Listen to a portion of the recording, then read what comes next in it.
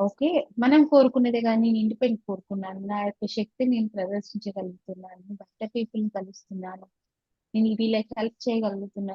అంటే ప్రతి ఒక్క దాంట్లో అలా వెతుక్కుంటూ వెళ్తే రోజుకు డిఫరెంట్ వస్తాయన్నమాట. కష్టమైనా మంచిదే.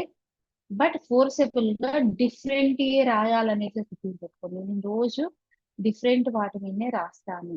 డిఫరెంట్ బ్లెస్సింగ్స్ వచ్చినయి మళ్ళీ రాకుండా చూసుకుంటాను అనేది పెట్టుకోండి. తర్వాత ఆహ్, ఆల్రెడీ చేసిన వాళ్ళే ఎవరైతే ఉన్నారో వాళ్ళు ఈరోజు మ్యాజిక్ స్టోన్‌ని ప్రాక్టీస్ చేయండి. మీరు పడుకునే ముందు ఏం చేయాలి అంటే, ఇప్పుడు ప్రతి ఒక్క వర్క్ అయిపోయింది. అయిపోయిన తర్వాత బెడ్ పైన ఒక్కసారి మ్యాజిక్ షీల్డ్‌తోని మాట్లాడిన తర్వాత మళ్ళీ లేచి మళ్ళీ వేరే పని చేసేటానికి ట్రై చేయకండి. ఎందుకంటే ఇక్కడ మన సబ్‌కాన్షియస్ మైండ్‌తోని ఫీడప్ చేస్తున్నామనమాట.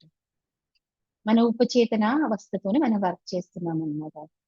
సో, అంటే ఇప్పుడు మనం కొన్ని వర్క్ చేసాము. మ్యాజిక్ ర్యాక్‌తోని మాట్లాడాను. మళ్ళీ మనం కిచెన్‌లోకి వెళ్ళాము. ఏదో పని చేసాం. అక్కడ ఏదో ఒక విషయం జరిగింది. రైట్? మళ్ళీ ఆ ఫ్రీక్వెన్సీ ఉంటుంది గదా! అది డిస్టర్బ్ అవుతుందనమాట. అందుకోసమనే బెడ్ పక్కనే పడుకునే ముందు పడుకునే ముందు మీ హ్యాండ్స్‌లో ఇలా చక్కగా పెట్టేసుకొని హ్యాండ్స్ లోపల ఓకే. హ్యాండ్స్ లోపల పెట్టుకొని దాన్ని గుప్పు మూసేసి కళ్ళు మూసుకొని ఈరోజు జరిగినటువంటి మంచి విషయాలు మార్నింగ్ నుండి గుర్తు తెచ్చుకోండి.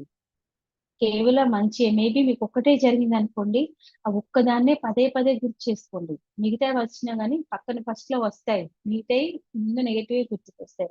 కానీ ఫోర్సబుల్‌గా ఈరోజు జరిగింది దాని గురించి వివరించండి. ఇప్పుడు ఇంట్లో వాళ్ళు ఏదైనా కర్రీ బాలేదని కోప్పడారనుకోండి, దాని నుండి పాజిటివిటీ ఎతకండి. ఓకే. వాళ్ళు అనడం ద్వారా థాంక్ యూ నేను ఇంకా కొన్ని కర్రీస్ కొత్తగా వండడం నేర్చుకుంటున్నాను. లేకపోతే ఇంకొక విషయం నేర్చుకున్నాను. లేకపోతే వీళ్ళు ఇలా అనేది నేను వాళ్ళ లోపల గుర్తించగలిగాను. నాలో ఉన్న శక్తిని నేను గుర్తించగలిగాను. నేనేం ఫీల్ కాలేదు అంటే నేను ఒక స్టెబిలిటీకొచ్చాను. నాకు వచ్చినట్టు చేస్తాను. బట్ నేను ఇంప్రూవ్ అవుతాను. Thank you. అలా అన్నమాట. అలాగే మన జీవితంలో ఎన్నో మంచి జరుగుతాయి. మేబీ మనం మార్కెట్‌కెళ్ళుండొచ్చు.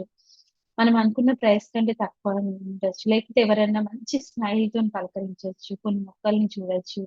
లేకపోతే మీ పిల్లలకి మంచి మార్క్స్ రావచ్చు. లేకపోతే ఇంట్లో వాళ్ళతోని మాట్లాడొచ్చు. లేకపోతే క్లయింట్ మంచి షేరింగ్ ఉండొచ్చు. ఎవరైతే కోచెస్ ఉన్నారో. అలా చూసుకుంటే మనకు ఇది ఎందుకు చేస్తున్నామంటే మనం వీటిని గుర్తుపెట్టుకోమనమాట. ఎందుకంటే ఇట్స్ హ్యూమన్ నేచర్ అన్నమాట.